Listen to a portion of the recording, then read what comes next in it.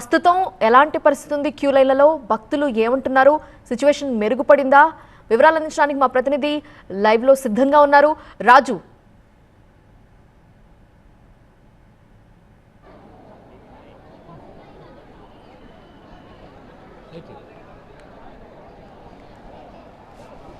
అంటే ప్రస్తుతం అయితే సాఫీగానే క్యూ లైన్లలో భక్తులు టోకన్లు పొందుతున్న పరిస్థితి కనిపిస్తుంది. ఎక్కడైతే స్టాంపింగ్ కొద్దిగా జరిగిందో ఆ ప్రాంతంలోనే నేనున్నాను. ఈ ప్రాంతంలోనే అంటే ఈ కేంద్రంలో పక్కన ఉన్నటువంటి పద్మావతి పార్క్లో హోల్డింగ్ పాయింట్, ఆ హోల్డింగ్ పాయింట్ వద్దనే తొక్కిసలాట జరిగింది. దాని పక్కనే కౌంటర్, రామానాయుడు స్కూల్లో కౌంటర్లు ఏర్పాటు చేశారు.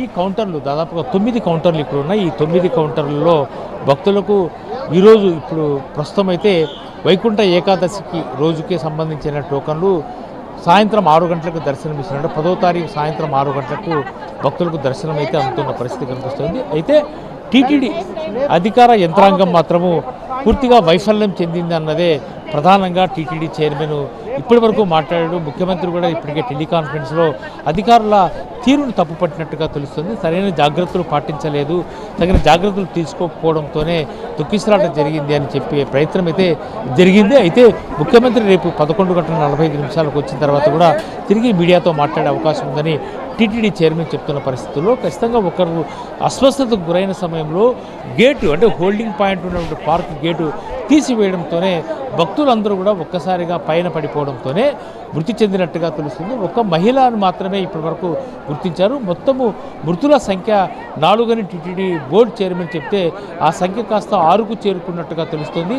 తిరుపతి స్విమ్స్ రుయా ఆసుపత్రిలో జరిగిన ఎవరైతే చికిత్స పొందుతున్నారో క్షతగాత్రుల పరిస్థితి కొంతమంది మరింత విషమంగానే ఉన్నట్టుగా తెలుస్తుంది. అయితే తొక్కిసలాటలు పూర్తిగా ఊపిరాడిపోవాలి. ప్రత్యేకించి భక్తులు ఒకరిపై ఒకరు పడి తొక్కుకుంటూ ముందుకు వెళ్ళిపోవడంతోనే ఈ రకమైన ఘటన జరిగిందని చెప్పేసి ఇప్పటి వరకు కూడా పోలీస్ యంత్రాంగము వైఫల్యం ఉన్నట్టుగా చెప్తుంది. టీటీడీ అధికారులకు పోలీసులకు సరైన సమన్వయం లోపమే ఈ రకమైన ఘటన జరిగిందని భక్తులు ఆరోపించారు. అయితే మనం చూస్తే రేపు ఉదయం తెల్లవారుజామున టోకన్లు జారీ చేస్తారు కాబట్టి ఆ సమయానికి భక్తులు టోకన్లు జారీ చేసే సమయానికి పెద్ద ఎత్తున పోలీసులు ఉండే అవకాశం ఉంటుంది. అయితే కొద్దిమంది పోలీసులు ఉండడము, అయితే భక్తుల మధ్య తొక్కిసలాట తోపులాట జరుగుతున్న సమయంలో కూడా సరిగ్గా స్పందించలేకపోవడంతోనే ఈ ఘటన జరిగిందని భక్తుల నుంచి వస్తున్న సమాచారం. దీనిపై ప్రభుత్వం కూడా చాలా సీరియస్గానే తీసుకుంది. ఇప్పటి వరకు కూడా చితగాత్రులకు మెరుగైన వైద్యం అందించాలని చెప్పేసి నేరుగా ముఖ్యమంత్రి ఈ ఘటనపై దిగ్భ్రాంతి వ్యక్తం చేస్తూ అధికారులు తీరును తప్పుపట్టిన పరిస్థితి కనిపిస్తుంది. అయితే అధికారులు కూడా ఎందుకు ఈ రకంగా జరిగింది, టీటీడీ బోర్డు చైర్మన్ కూడా వరుసగా సమీక్షలు నిర్వహిస్తున్నారు, ఈవో వరుస సమీక్షలు నిర్వహిస్తూ వచ్చాడు.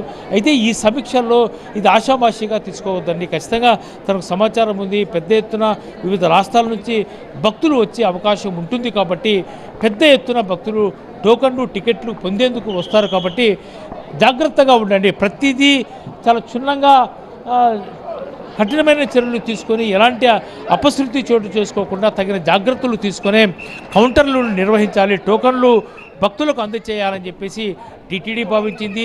వరుస సమీక్షలు కూడా నిర్వహిస్తూ 10 రోజులుగా వస్తుంది. అయితే ఒక్కసారిగా ఈ ఘటన పెద్ద ఎత్తున అంటే తొక్కిసలాటకు దారి తీసిందంటే ఎక్కడైనా భక్తుల మధ్య లేదంటే అధికార యంత్రాంగానికి మధ్య సమన్వయ లోపం ఏమైనా ఉందా, అంటే భక్తులను నిలువరించే ప్రయత్నం చేయలేకపోయారా, లేదంటే ఒక్కసారిగా భక్తులు టోకన్లు ఇస్తారని చెప్పేసి ఆతృతతో ఒకరిపై ఒకరి పడిపోవడానికి రీజన్ ఏంటి, ఒక్కసారిగా భక్తులు బయటకు వచ్చి ఒకరిపై ఒకరు పడిపోయి తొక్కిసలాటకు కారణమైంది అన్నదే ప్రధానమైనటువంటి ఇప్పటివరకు ప్రాథమికంగా టీటీడీ నిర్ధారించింది.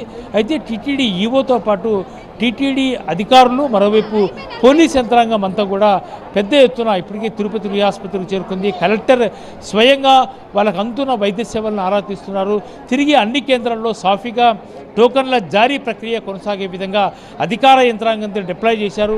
ఇప్పటికే పెద్ద ఎత్తున టోకన్ల జారీ ప్రక్రియ అయితే అన్ని కేంద్రాల్లో సాఫీగా జరుగుతుంది. కేవలము తిరుపతి బైరాగపట్నంలో ఉన్నటువంటి పద్మావతి పార్క్, ఈ పార్కులో ఉన్నటువంటి ప్రాంతంలోనే తొక్కిసలాట జరిగింది.